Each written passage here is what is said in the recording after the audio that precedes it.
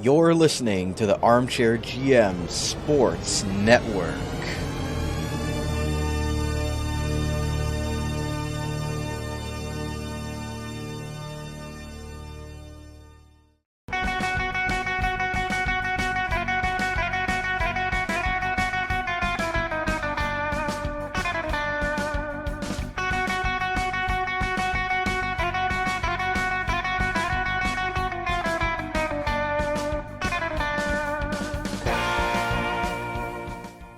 Time to sharpen those swords. You're listening to Sabres Semantics, a hard-hitting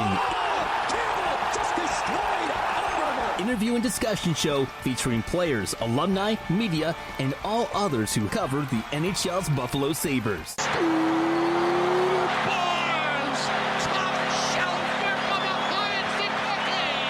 With interesting stories from the past and current objective analysis, this show is sure to provide an entertaining and unique perspective for both Sabres and hockey fans alike. Oh, brother, we are not worthy! Exclusively on the Armchair GM Sports Network. Welcome into another episode of Sabres Semantics right here on the Armchair GM Sports Network. Thank you those that are tuned in on our YouTube channel. Make sure to hit like, hit subscribe, smash that bell. And those that are listening on your favorite on-demand audio platform, thank you very much for doing so. Make sure to give us a follow on X at Sabres Semantics to stay up to date with all of our Sabres coverage, as well as on Facebook, Instagram, TikTok for all of our short reels and content there by searching the Armchair GM Sports Network. Brandon Caputo and Joe Yerdon of Bleacher Report and Noted Hockey are with you to discuss preseason storylines for the Buffalo Sabres here for the 2025 preseason. Getting things started here, Joe. The Sabres have had played four preseason games so far, still 2 to go before they hit the regular season. So, before we get into the player stats, the results, the transactions that were made as well yesterday at the time of recording this, what have been your generality takeaways from what you've seen from the first 4 games and I guess camp as a whole as we've gotten going here with the new season? Well, something I've really liked is the kind of commitment to what Lindy Ruff wants them to be playing like. I think that's a really important thing to take away from this, is that the way that they play on ice is that a lot of pressure, a lot of forecheck, commitment to commitment to getting in the way of the other team when they want to do anything. That's been a real big point for them, because the thing that everybody has said all camp long, all preseason, all before the camp open was, we got to cut down on the number of goals against, which, yeah, you gotta, because it was pretty bad last year. They had the offense to win last year. They just didn't keep the puck out of the net. And that's been a very strong point, I think, so far this year, is that they've forechecked very well. They've been much more physical, not to the point of like dropping the gloves all the time, but still noticeably more present with the body. And I think that's been really good. It's a very high intensity kind of game. And yet there's still some things that worked well last year that you still see, very good 5-on-5 generating scoring chances, all that kind of stuff. And your NHL guys have looked good. And I think that's probably what you're most excited to see, because the last thing you want in the preseason is all the guys that aren't going to be playing in Buffalo playing great, and everybody saying like, "Hey, why don't you give these guys a chance?" No, you don't want a lot of that discussion. You want your NHL guys looking like, all right, okay, this team's ready to go. So I think that's been important to see. Obviously, goaltending is something we're keeping a very big eye on, just because, but some of that is still yet to be determined, because we're waiting on Ukko-Pekka Luukkonen, which should be coming this week. But when it comes to everything else that they're doing, I like a lot of what I'm seeing, and I think that's important. And I get it; it's very easy to be, I don't know, bitter or whatever about everything about the Sabres, but it's I think the team right now is in a spot where Lindy's liking what he's seeing, and when Lindy's happy, I think that's a good thing. We'll get into the injury report here, the updated injury report that we've been provided by the Sabres there. Obviously, as you mentioned, Ukko-Pekka Luukkonen still could play next week, which is encouraging. But again, that lower body injury, having them sign Alexander Georgiev It was obviously something that they felt they had to do, not knowing the full extent of what that injury was. Yuri Kulich still considered day-to-day at this point, and then Samuelsson dealing with an upper body injury at the time of them releasing this statement. So do any of those three, well, I know the Luukkonen one is sort of concerning, but with Kulich and Samuelsson, like, do you see them most likely going to be playing in the upcoming last 2 preseason games? That's tough to say right now. What was noticeable and how Lindy talked about all 3 of these injuries was, that it was an injury that kind of built up, and it got to a point where it was like, all right, let's take a break here. Let's get these guys right, and we'll see how things progress from there, which is interesting. Mostly interesting because I don't know for sure what that means. So I don't know if it's, worded that way to keep us going, like, what the heck's going on here? Which, hey, if it is, congrats, they win. But when you see Kulich and Samuelsson off the ice, it's like, oh man, okay, all right. You don't want to see anybody off the ice in camp. That's not great. But Luukkonen's practiced hard the last couple days out on the ice. Lindy mentioned he wants to try to get him in the last 2 preseason games against the Penguins. I think that's a positive thing because he needs those reps. A, B, if he's feeling good, then that's good. So that's a positive on the Luukkonen front. Kulich and Samuelsson, obviously Samuelsson's a brand new one because he was not on the ice the other day at practice. Unfortunately with him, I mean, we've seen him off the ice so much throughout his career, and I know it's a point of frustration for him. That stuff really wears on him from a mental standpoint because last thing anybody wants to be is hurt.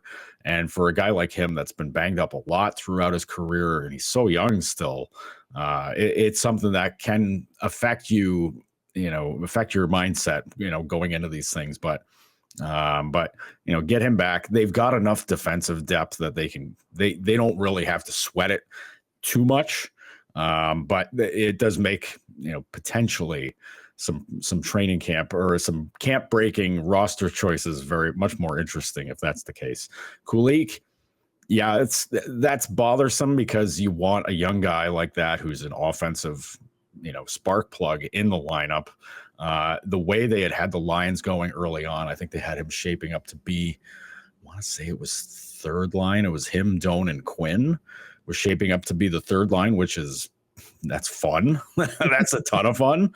But we'll see what happens. We'll see what happens there if he's back on, if he's back on the ice. We've seen him around the rink, so not necessarily on the ice, but like off of it. If it was really bad, then I think, maybe he'd be, packed away at his apartment or something like that. But not a concern right now. And the team hasn't expressed any sort of overt concern about injuries. So I think everything's okay there, but injuries are always a bit worrisome when they happen, no matter what.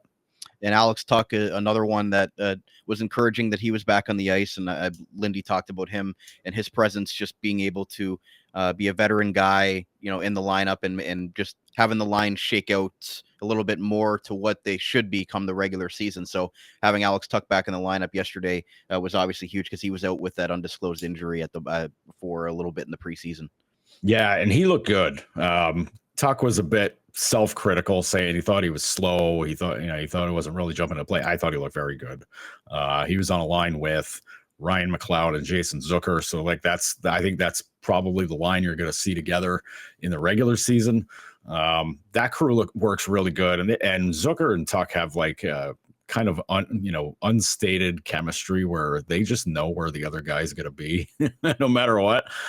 There's more than a couple of passes off the half wall that Tuch seemed to have his back turned to where the flow of the play was, because it's kind of a board battle, wants to win that puck off the wall, but he gets control of it and he's just firing a pass across the ice, and there's Zucker crashing to the net on the far post, or he's zipping through the middle of the zone and he's right there within range of that pass, and it's like, oh, okay, you guys know, you guys understand the assignment here. So but I thought he looked good, and that's a positive thing. He was doing all of his usual things. He was out there on the PK occasionally, very good no matter what. So great signs there. He's one of those guys that you don't really have to worry about. in the lineup at all. Like, he's just so steady and so smart and so good that, like, as long as he's in, you know what you're getting from him. Yeah, and it was encouraging last night, like looking back on it, and you don't want to say it's their full lineup and the full complement. You don't necessarily want to say it with Detroit either, because the other night Detroit played a somewhat of a full lineup and Buffalo didn't, and that's the part of preseason, right? But it was encouraging to see those top 6 players you talk about with Buffalo, have an impact. Tage scored a couple of goals. Norris had a couple of solid assists as well to set up those goals. You mentioned Tuck and that line with Zucker and Ryan McLeod. Like, that's just encouraging right now to see, those guys starting to ramp up. I think it was asked about Lindy in the post game yesterday about when are things ramping up, and he said we've already started ramping things up. Oh yeah. So I believe he did bring up another player. I couldn't necessarily hear what I think it was Paul Hamilton asked about a specific player, and he said that he's been doing really well in the bottom 6, but it was hard with the mics. I couldn't hear what player he was talking about, and Lindy didn't say his name over again. But it was encouraging that he was encouraged by a lot of the guys. Because like you said, if Lindy's upset, then then that's a problem. But it looks good so far. Surface area preseason. Not going to get too far ahead of ourselves here, but especially what you saw yesterday against Detroit, there was definitely a lot of good things. Yeah, and the point about ramping things up, that's been very apparent at the practices. He's been pushing these guys very hard.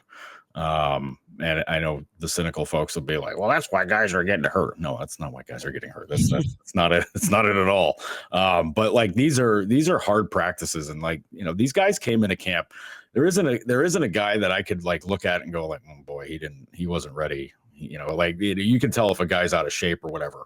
These guys came into camp ready, and it's the classic, best shape of your life kind of thing. But like, these guys were all ready. They were given the heads up of, going home for the summer, like, hey, next year is going to be a lot different. It's going to be a lot tougher. You better be in shape. And these guys came ready for camp. And, so many of the veteran guys have been like excited talking about, the testing results, coming back from camp, coming back and like how each guy finished and lots of guys talking about how like Tage Thompson blew everybody away and all of like these different measurements. And it's like, well, Tage is leading the way, then that's a good sign, because I think even Darlene said, if your best guy's leading the way and all that stuff, and then that kind of sets the bar. And it's also interesting that Darlene calls Tage the best guy on the team, because Darlene's probably the best guy of the team. But yeah, like, these guys have been pushed to the limits, and there's a lot of days where guys are hunched over and they got the hands on the knees, and like, I know they're in shape, so it's tiring to watch how hard these guys are going. But these kinds of things pay off down the road, and I think that's finally something that's being established here with this team. And another thing to note with the Rasmus Dahlin situation, it was nice to see him get on the board, and as you mentioned, get back into things. And obviously that personal stuff that he dealt with in the summertime that he disclosed to you guys last week was obviously very difficult to hear for him and his family. But it seems like he's back in Buffalo. He's back, on the ice and back in that hockey mode. And as tough as that is, when you're dealing with, personal, stuff within your family, I'm sure that's been a difficult process for him. But it seems like he's in good spirits. And as the captain of the team, it seems like he's, doing as best of a job as he can, given the scenario and situation. Yeah, and I mean, given what his fiance went through over the summer, is staggering. Massive heart failure, had to get a heart transplant.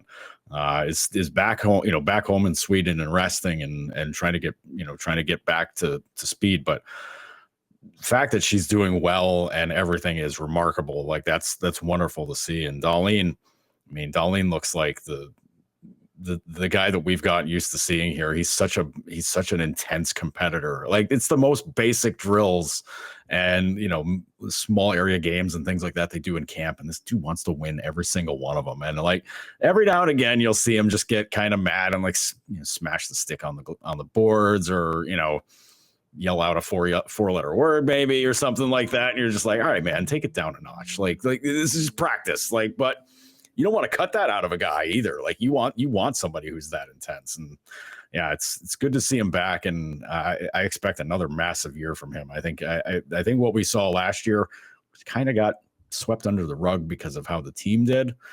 You know, put this team in a better place. Everybody's got to be wanting them at the top of their Norris ballot.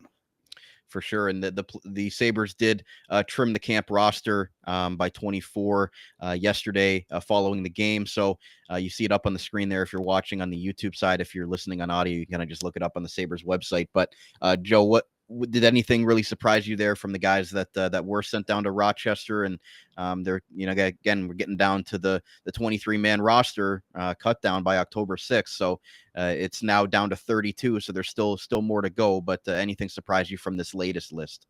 Nothing really surprising. And the Amherst camp opens on Monday. So that's the other motivation for getting everything cut down in a big way here, because the Amherst got to start camp. Their season starts too. So, but nobody really stands out.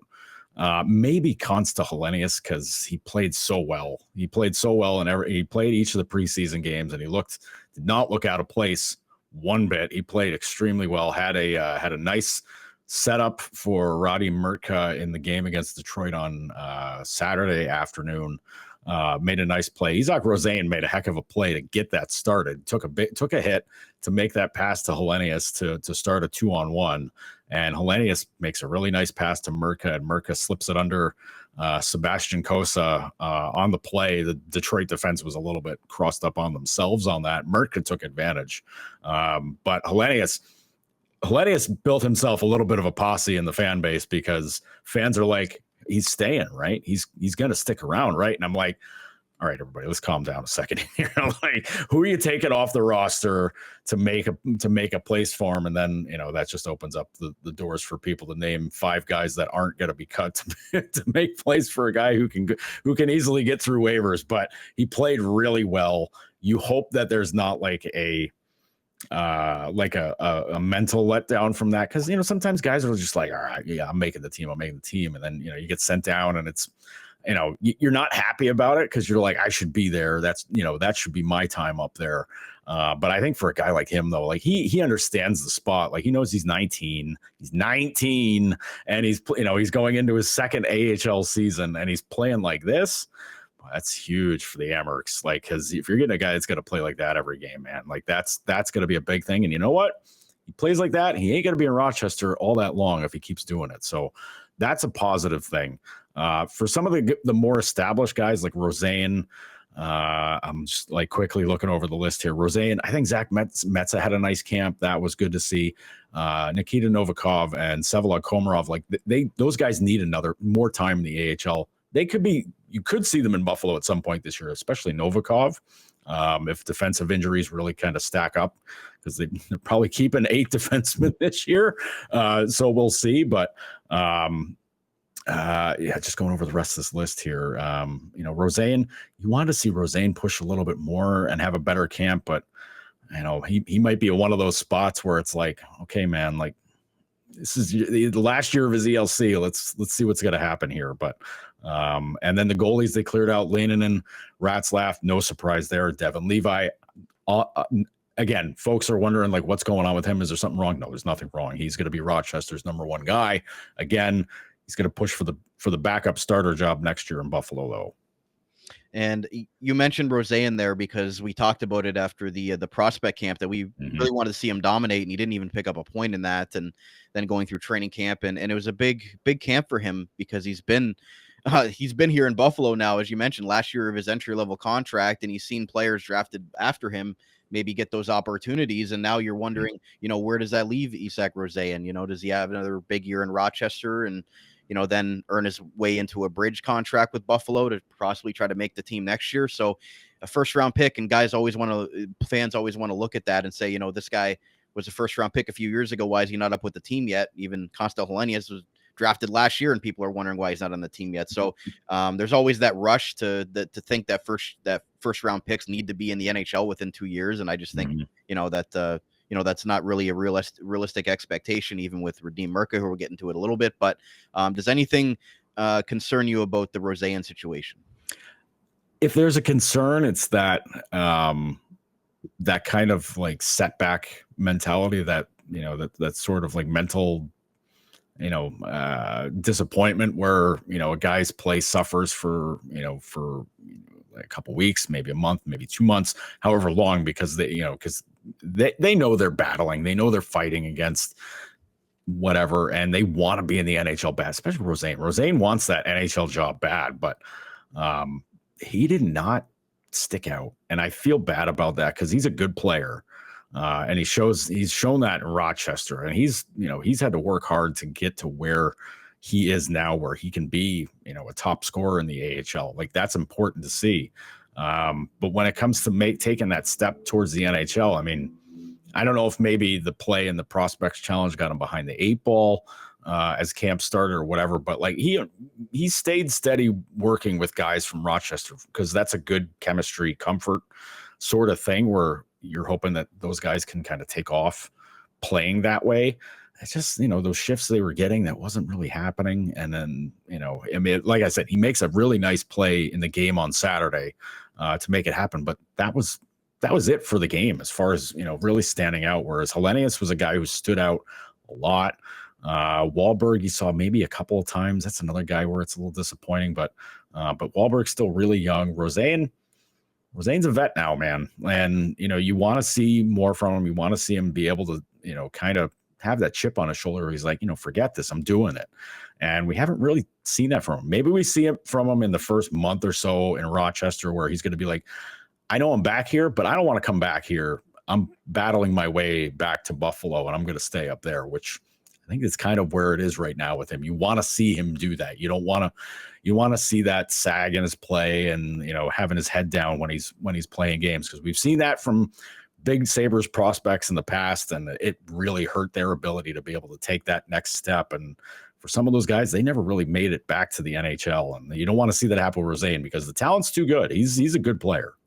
We'll circle back to the Devin Levi point in segment 2 when we get over the goaltending. But the last thing I want to touch on, Joe, before we hit to the break here is Radim Murka. And at the time that I did this graphic, obviously NHL.com hadn't updated the third game. So he does have a goal and an assist in the preseason in 3 games. So the stats are a little bit, offset on that one, but blame NHL.com for not getting it up by 9:00 last night. Again, average time on ice around just under 20 minutes for Radim Murka in these 3 games. Buffalo's first round pick in this past NHL entry draft. He had a couple of flashy plays in the prospect camp, and now up here as an 18-year-old, could still go back to the Seattle Thunderbirds in the WHL, and maybe he does get the 9 games, who knows, but he's still up with the team at the moment on the most recent list of cuts. Joe, what have you thought of the big Czechian right shot defenseman of Buffalo? I've liked a lot what I saw from him at the Prospects Challenge, and he's just kept doing it now in these preseason games. I think he's looked extremely good. He looks a lot further ahead and a lot more zoned in than I think you'd expect any sort of 18-year-old defenseman to be able to look. But, he gets the goal and the assist yesterday. There was one, I forget which goal it was for Detroit, where, had looked like a rookie, but you're kind of expecting that to happen because he's 18. He's 18 playing against a lot of NHL guys. I mean, if he's out on the ice against like Patrick Kane and Alex DeBrincat, okay, man, like let's see what you got, buddy. Let's see how that goes. But I think with him, what stands out is that he's just cool. He's cool as a cucumber. He just does his job. He's so smart about his positioning and what puts him at risk and what does, where he's at. That he wasn't sent to Amherst camp, I think is telling for a couple of reasons. But A, they want to get another look at him, obviously, because why not? Like that. And B, I think it also means he's going to go back to Seattle, because I think if you want to have him in the AHL, you get him back with that camp right away and say like, all right, buddy, like you're going to be there all season. Get used to being there. Let's do that. I think, a lot of folks are going to look at this and say like, well, what else does he have to gain about, going back to junior hockey? That's when you point out he's only played 40 games of junior hockey. It's coming over from Czechia. So there's a lot to gain. There's a lot more for him to be able to excel and get better. And honestly, if he has a dominant season and a D+1 season in Seattle and crushes the competition and just kind of owns his business and does his job, clear the decks on the roster in Buffalo next year, because you're talking about maybe him winning a job right away in the NHL a year from now, which would be insane given the kind of lack of North American experience for him. But been very impressed with him. He's such a smart player, and he stays cool, and other teams have been testing him too, especially physically after the whistle, trying to mess with him, doing all this, and he just gives it right back to him, which, again, you're 18 in that spot. Maybe you just kind of back down and, you just say, well, whatever, get away from me. Instead, he gets it back, gloves back in the face, pushing guys after the whistle. We saw Mason Gertzen kind of get involved in a little bit of a dust up in the game on Saturday, which allowed Gertzen to get in there and grab 2 Red Wings guys by the collar and say, like, I don't think we're doing this today, boys. And everything kind of quieted down after that. So, it's really encouraging. And, it goes back to what I was hearing from folks ahead of the draft last year. They said, if Buffalo picks this guy, they're getting a gamer. They're getting a guy who goes hard, plays hard, does all this stuff. And that's an exciting thing, especially because he's a right-hand D, which, well, boy, that look really nice if he's playing with Dahlin or Power or whoever in, the next couple of years. Yeah, it really gives you a lot to think about, the possibilities of what could come in the next few years. And he's already got a presence just because he's a bigger guy. He's hard to miss out there. Mm-hmm. He's always seems like he's involved in the play defensively. You talked about sort of the long stick and the way that he's able to just move his hips out and just poke check a guy away even when he's not fully in position. So there's a lot of layers to his game, and it's really interesting to see how long it's going to take him to really grow into that big body of his, that big frame. You've already said that about the top 6, and they might keep 8 defensemen. So I think we should level the expectations of him really making the club this year. I think another year in the WHL. He only played 43 games after coming over as an import player in the CHL import draft. So again, like, you don't want to rush this guy in. Like, could he possibly play as your 6th defenseman? Maybe. But, like, you already have 8 guys signed right now. I think, sometimes it's better to, just like the forwards, you don't want to rush them in, especially on the defensive side. It's such a more difficult position, and if there's a breakdown, it's on you. You know what I mean? Mm-hmm. The forwards can sort of hide a little bit more than the defenseman when you're a rookie. So I just think, like, another year before we start to really ramp up the expectation of what he can see. It's obviously been an encouraging preseason, but you also don't want to just expect that for an 82 game NHL season. Yeah. And that's the other part with him, is that, given the age, like, yeah, go play at junior, own it at junior, go play World Junior Championships for Czechia, be one of the best defenders in out there. And given that he's still 18, like, an 18-year-old defenseman at World Juniors, where it's it's 20 and under, that's still a heck of a thing. Like, that's still being put in a big spot in doing that. And but when the talent's that good, I mean, you just do it. Like, you just go out and do it. And I think that's part of the glow up kind of thing for him this year, is that get that time in, get these reps, get these games in, because you're still going to be playing against some really good talent out west in the WHL. WHL is not a league that's lacking for talent. Let's be real here. Gavin McKenna going to play at Penn State probably kind of hurts a little bit, but like, whatever. But it's still a really good league, and like I said, if he goes out there and dominates, then it's like, okay, we got a guy. It's not like going out and dominating as a 20-year-old. Doing it as an 18-year-old is puts you at a different level. And I think you want to see him do that, get better ingratiated to the smaller ice surface, all that stuff, and hone his game against guys that are closer to his age, as opposed to having to do it night in and night out against the Sidney Crosbys, or you do it against John Tavares, do it against all these other guys, where it's you're gonna get some hard schooling. Even the AHL, like, the top guys in the AA are still really, really good players. For sure. 3 points in the 3 preseason games for Radim Murtka so far. Definitely been encouraging to see his development, as you mentioned, as an 18-year-old, still getting used to a first full season of North American hockey. We'll see how that goes for the 18-year-old. We're going to take a quick break on today's show. We're going to come back. We're going to talk about the goaltending situation and look at the rest of the preseason storyline. So stay right here. We're right back on Sabres Semantics right here on the Armchair GM Sports Network. J&L Flooring is a Niagara-based specialty flooring and design company. They take great pride and provide elite customer service and support. They are a specialty flooring and decor boutique shop with a beautiful showroom, great pricing, and a wide variety and truly unique selection of products. All their products are environmentally friendly and responsibly produced, so you can feel good about your flooring choices. Their goal as a local business is to build authentic relationships based on honesty and integrity that they foster with respect and authenticity. Offering a unique and wide range of quality products presented by a knowledgeable and patient team, they connect with our customers, simplifying the process to make your life easier and to make your home more beautiful. Visit them at 4424 Montrose Road in Niagara Falls or find out more at jnlflooring.com. If you think you can get a better deal anywhere else, you don't know Jack at J&L Flooring. Pets bring immense joy to our homes, becoming an integral part of our families. But this living, loving experience often requires a little extra care and attention. That's where Global Pet Foods comes in, with owners and staff ready to support you every step of the way. Check out one of their locations today: 3643 Portage Road in Niagara Falls, 160 Highway 20 in Font Hill, or 400 Scott Street in St. Catharines. Global Pet Foods, where pets are undeniably part of the family. Proud show sponsor of the Dog Pound Podcast, the official podcast of the Niagara Ice Dogs.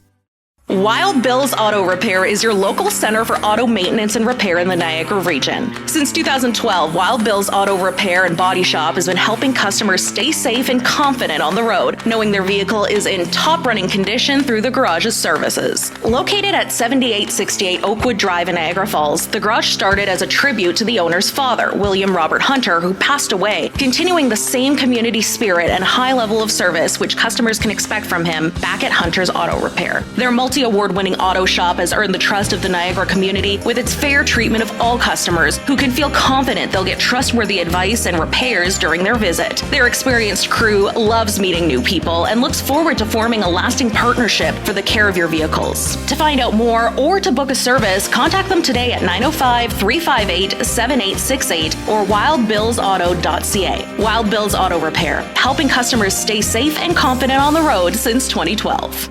Are you currently looking for work in the Niagara region? If so, you owe it to yourself to check out the services provided by the Niagara Employment Help Center, located at 6100 Thoroldstone Road in Niagara Falls. Their many free services include a fully staffed resource area open to the public, resume and cover letter writing, local labor market information, job search strategies, assistance with clarifying employment, training and career goals, employment counseling and job search support, Better Jobs Ontario information, and registration assistance. Check out their website at ehc.on.ca or call 905-358-0021 for more information.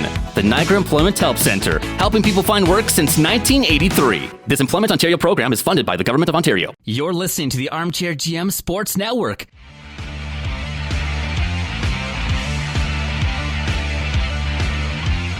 Hey, hey, here we go. It's hockey night in Buffalo.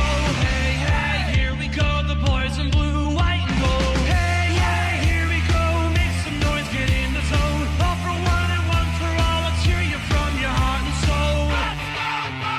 And we will stand, raising our hands, saying, let's go, Buffalo. Let's go, Buffalo.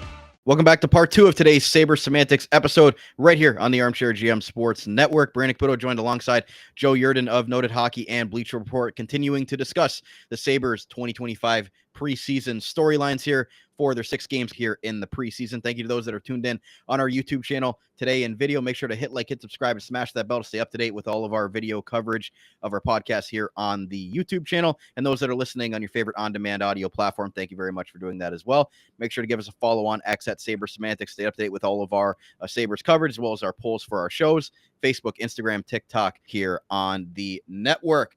So, Joe, going forward here, let's start off with, as I talked about ending the first segment today, that we're going to talk about the goaltending. And at the time, I believe it was during the prospect challenge, the Sabres had signed Alexander Georgiev to a 1-year contract, raising some eyebrows about the Ukko-Pekka Luukkonen situation, and obviously with Devin Levi still in the picture as well, as you mentioned, going to most likely be the starter in Rochester, and then Alex Lyon, a free agent goaltender they signed to most likely be the backup.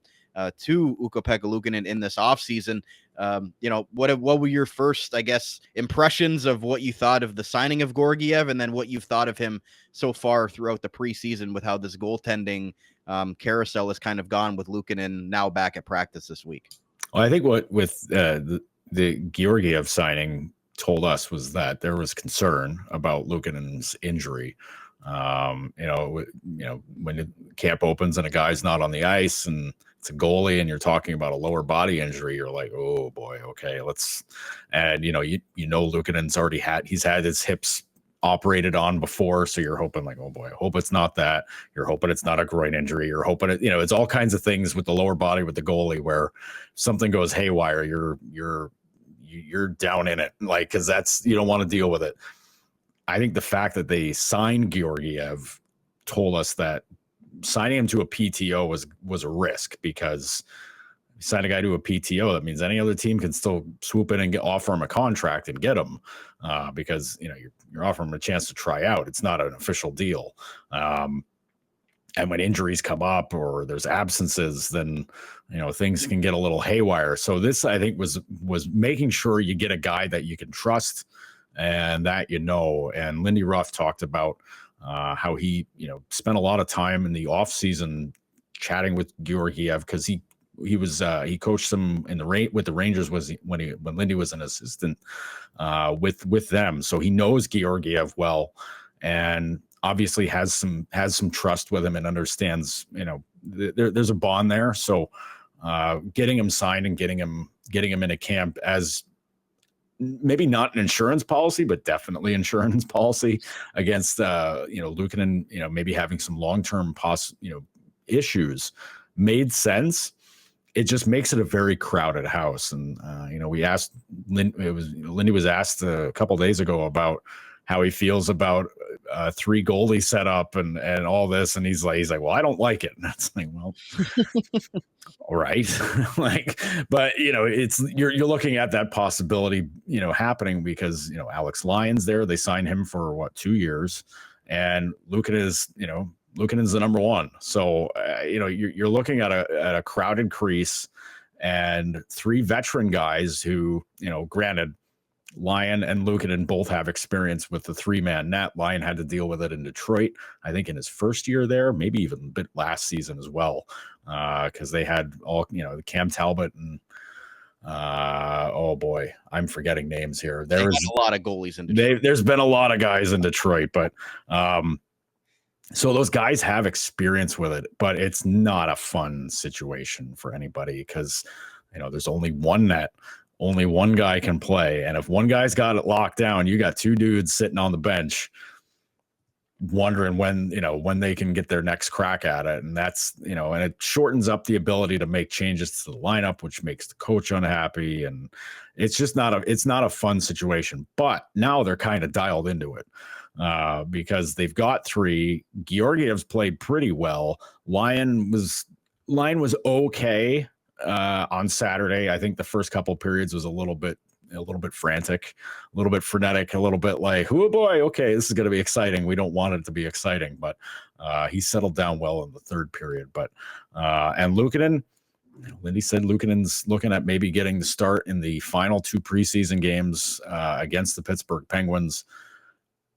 I hope that's the case, because he's going to need the reps if he's going to be ready for the season, because we're October 9th is coming up on us quick. But you want to see what if he's ready, if he's fresh and like he's ready to go. He's been getting pushed hard at practice, but boy, oh boy, this is, it's a mess of their own. It's not even a mess. It's just a possible headache of your own creation.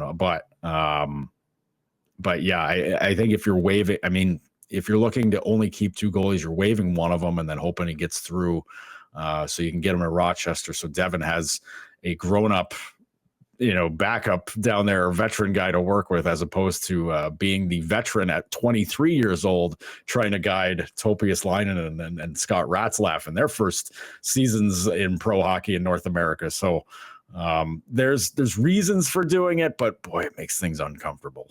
And Lions stopped 26-28, as you mentioned, in that game against his former Detroit Red Wings teammates in that win for Buffalo in that game. But yeah, if you do sign a guy like Georgiev and you have him in line, and try to send one down to Rochester, do you have another situation where James Reimer got claimed by Anaheim at the end of the preseason last year, and that kind of derailed your plans? You're able to get him back on waivers because Anaheim waived him, and then you were able to claim him again. But those are the risks you take when you have two guys that are on one-way deals. Yeah, and you're looking at a situation right now where the Leafs just signed Reimer to a PTO because Joseph Woll's away from the team with dealing with some personal matters, and I know there's talk they're going to get Stolarz locked into to an extension here, which whatever.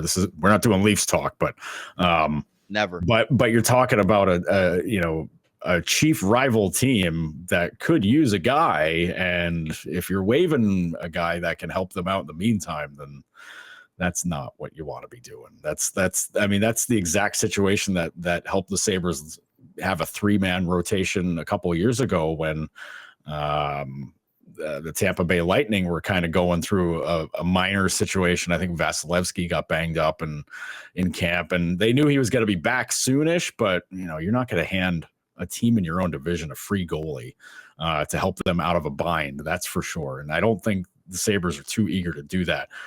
It'll come down to the wire because you're hoping everything will be settled by the time, but you have to get that 23-man roster set. But you don't want to just gift somebody, especially a team in your division, a free goalie if they really desperately need one.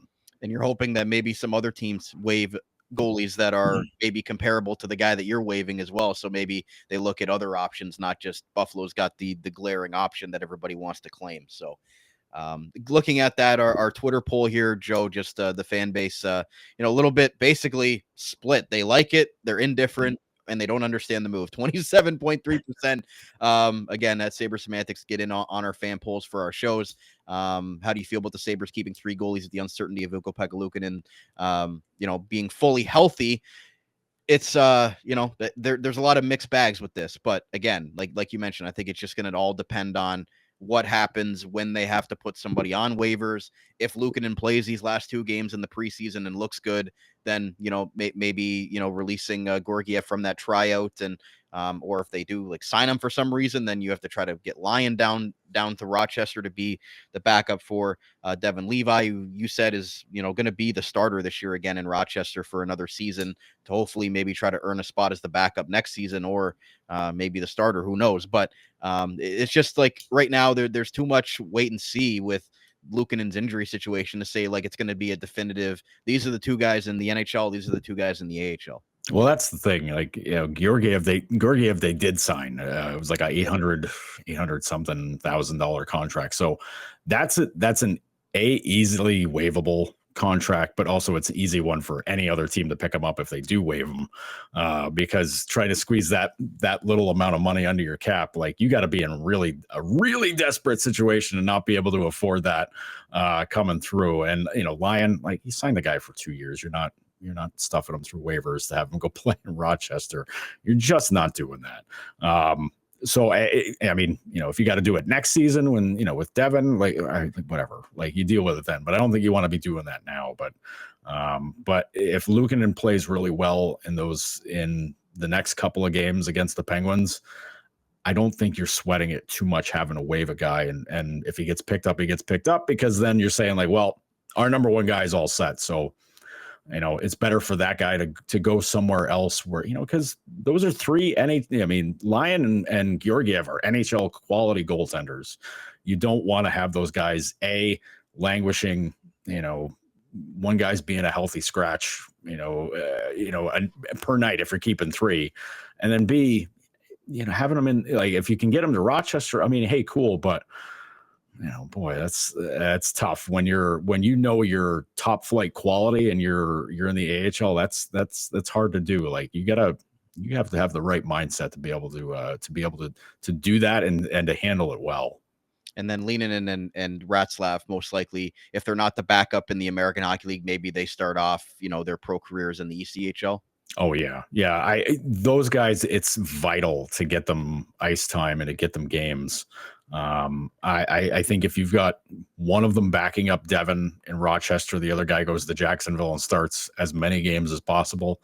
And then maybe you have a rotation worked out where, maybe for a couple weeks, 2-3 weeks, whatever it is, one guy's at Roch backing up, then the other guy goes to Jacksonville, plays a ton of games, because the E schedule is very similar to the A schedule, where your weekends are 2 or 3 games at a time, no matter what.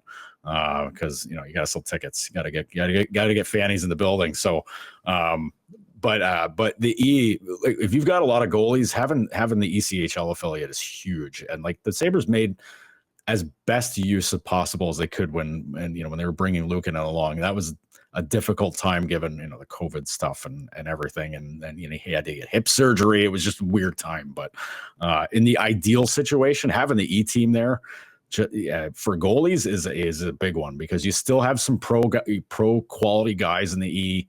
But most of all, you're getting reps. You're playing games, and it's a competitive league. It's a hard league. It's a competitive league. And then just quickly looking at some of the player stats of note from the preseason.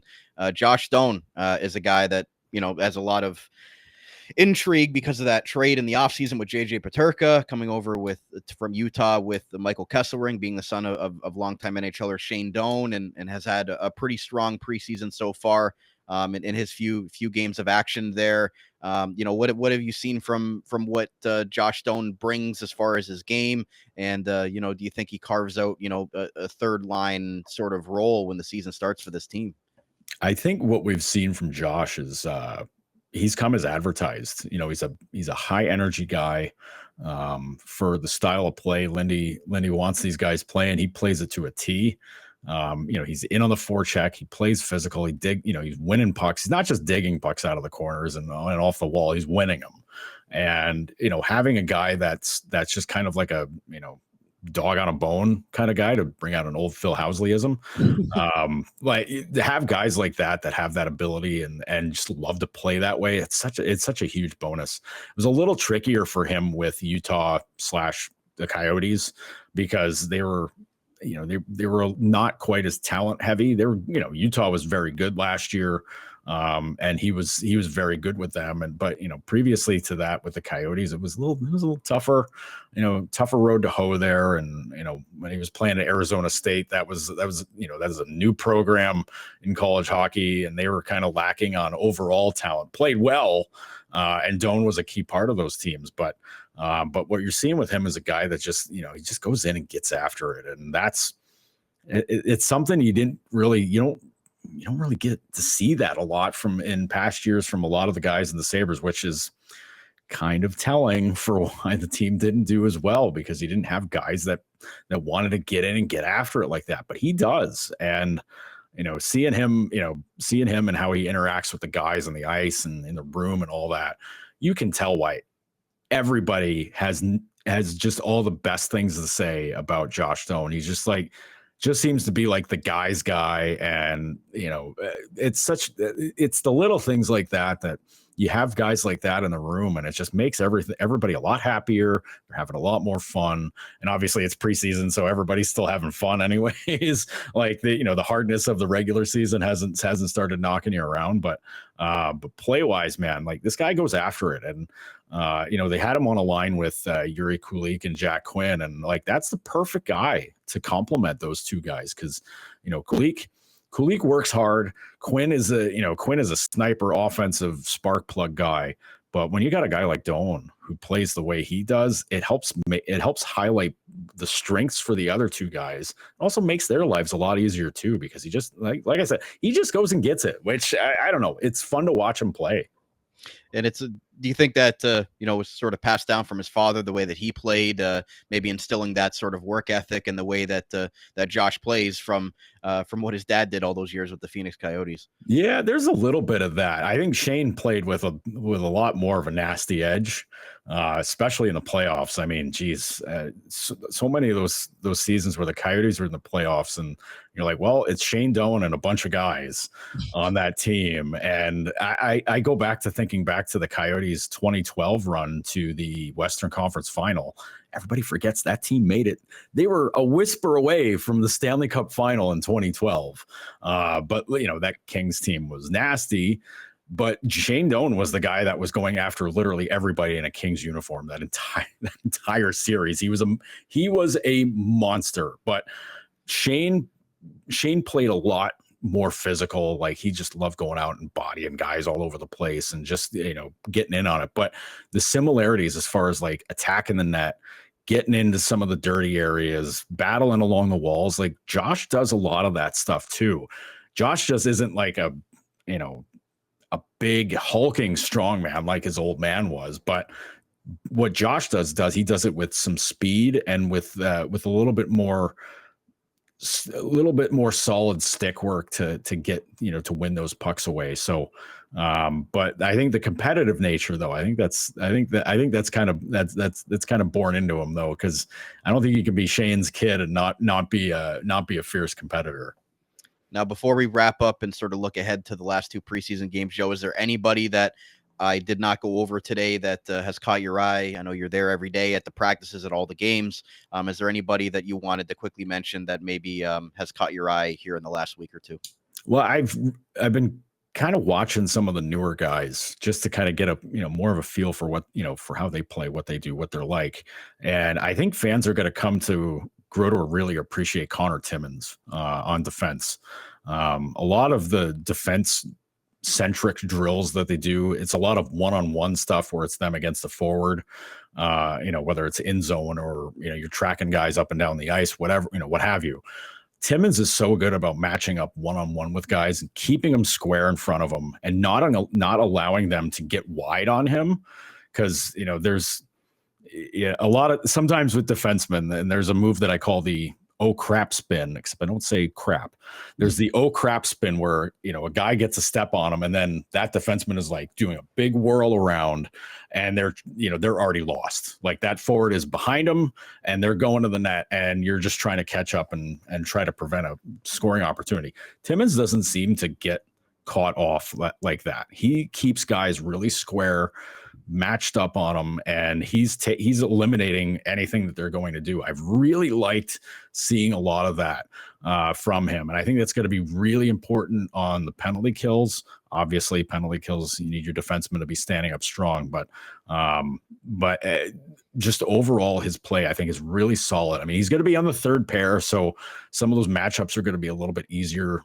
Not easier, but like you're not going to be sweating things out too often against the top guys, but you're still going to see them. They're still going to have to deal with them, and you got to try to wrangle them. And I think Timmins is going to be really good at doing that.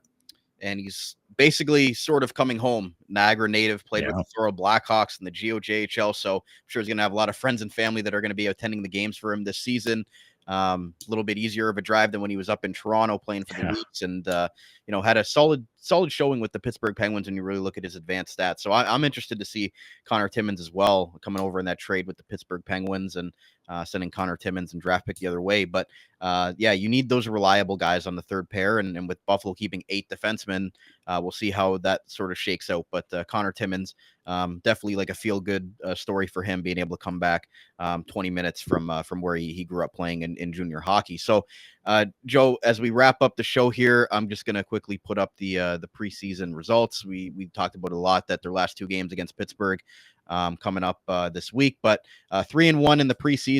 Again, nobody's going to give you any rewards for being good in the preseason, because once day 1 of the regular season starts, nobody remembers the preseason. But the 2 wins against Columbus and then splitting with Detroit. So I guess going into the last 2 games, what do you want to see from this team?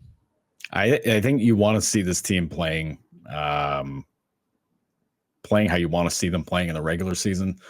You're going to get a much closer to the NHL roster, if not like the actual. I think the last game you'll probably get the opening night lineup or something as absolutely close to it. So you want to see them playing the way that they're going to be playing in the regular season. You don't want to see a kind of, it's tough because you're still in your mind that it's preseason, but also like, hey, this is our group, and you're probably going to be playing against the Pittsburgh team that's probably got their group out there as well. So, you don't want that all-star game effort in those games necessarily, but you want guys to be like on point and ready to go and showing that like they're ready for the regular season. Because like, let's face it, when that last game is done, the last preseason game is done, you got another week before you're playing your first, you're playing the season opener. So you got the opportunity to kind of, let it hang out and just go for it. But you want to see everybody, locked into what their assignments are supposed to be, playing the way that, they want you to be playing, and to just, kind of go, get that, light that match for the start of the season to show that like, all right, this year's going to be different. We're going to attack things in a different way. And you know what? It's the Penguins. Like, Crosby and Malkin and those guys are probably going to be on the ice, right? Like, it's Fleury last night. Yeah. Well, yeah. Well, if Fleury finishes out the rest of the preseason, that'd be a story on its own. But still, like, those guys aren't going to really necessarily take the night off. They don't want to get embarrassed. Nobody wants to get embarrassed in preseason, but like, you're going to get as much of a regular season look in these last couple of games. So go out and show that you're ready you're ready for it, and you're going to attack it that way. Obviously, you don't want to be like a gym class all-star and, go too far all out. But at the same point, stick to what you've been getting drilled into you all camp, and be ready to go. And, don't allow us to ask any hard questions after the games, basically. And I know you always ask the toughest of questions. So, but, yes, you're always there, and you're always giving great insights. So again, really appreciate you being able to come on, and look forward to having you on as we get in with the regular season and more regular scheduled programming and things like that. But always great to have your insight on the ground there in Buffalo. Yeah, always fun to be doing this, Brandon. It's gonna be a fun year. This is gonna be a really interesting team. I'm excited. For sure. So that's going to wrap it up. Again, the Sabres play against the Penguins at home on Wednesday, and then they'll be in Pittsburgh on Friday for their final preseason game before hitting the ice for their home opener and their season opener against the New York Rangers on Thursday, October 9th. We'll have a season preview for you guys earlier in that week. So that's going to wrap up today's Sabres Semantics episode right here on the Armchair GM Sports Network. Thank you to those that have tuned in on our YouTube channel. You can subscribe there if you haven't already. And those that are listening on your favorite on-demand audio platform, thank you very much for doing so. So for Joe Yerdon, my name is Brandon Caputo. Enjoy the rest of your Sunday, and we'll talk to you again very soon. You're listening to the Armchair GM Sports Network.